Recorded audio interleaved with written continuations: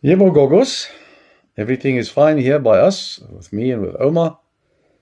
Perky is a happy dog. He got some new toys.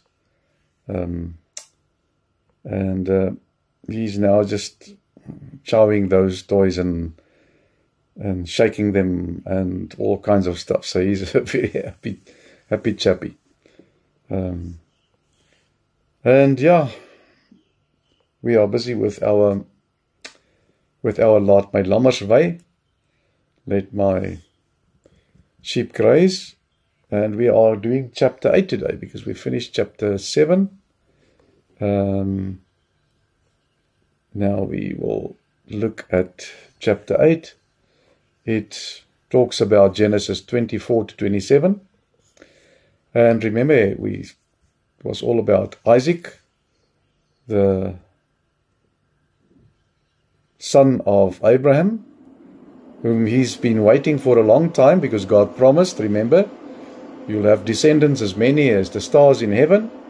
He even had Abraham look up in the sky and say, count them. But because they didn't have a son, they were worried about God's promise. But eventually, in her old age, Sarai gave birth to Isaac. And yeah, we spoke about Isaac.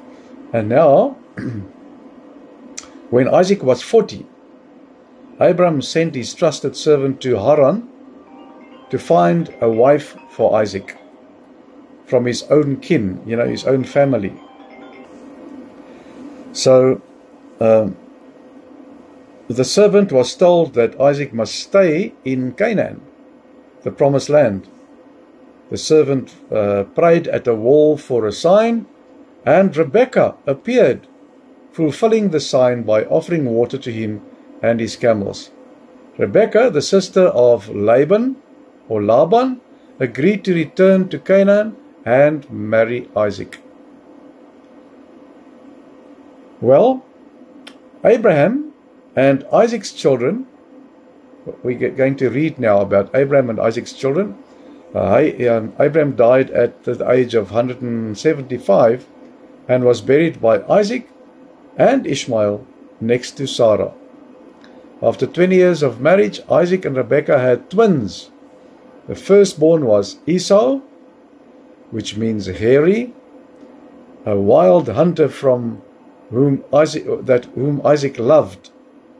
So he was loved by his father, this hairy Esau. The second was Jacob, which means supplanter, a quiet man whom Rebekah loved. So the one was a papa's boy and the other one was a mama's boy. Before their birth, God promised Rebekah that the older son would serve the younger. That's interesting. So, Esau, returning exhausted from hunting one day, begged Jacob for the lentil stew that Jacob was cooking. Jacob demanded that Esau sell him his birthright first.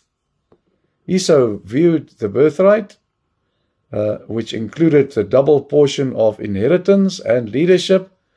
He viewed that very lightly, and he asked, "What good is a birthright to me if I'm going to die?" Esau thus sold his birthright to Jacob. So, Isaac grew old and almost blind. He asked Esau to hunt wild game so that he could give him his firstborn blessing. Rebekah overheard this and immediately helped Jacob deceive Isaac. She clothed Jacob in Esau's garment and covered his hands with goat skins to simulate Esau's hairiness, on the arms, the hair on the arms. Although Isaac was suspicious of Jacob's voice, he gave him the blessing, the birthright blessing. So Esau returned, and afterwards, when he heard about this, he was furious.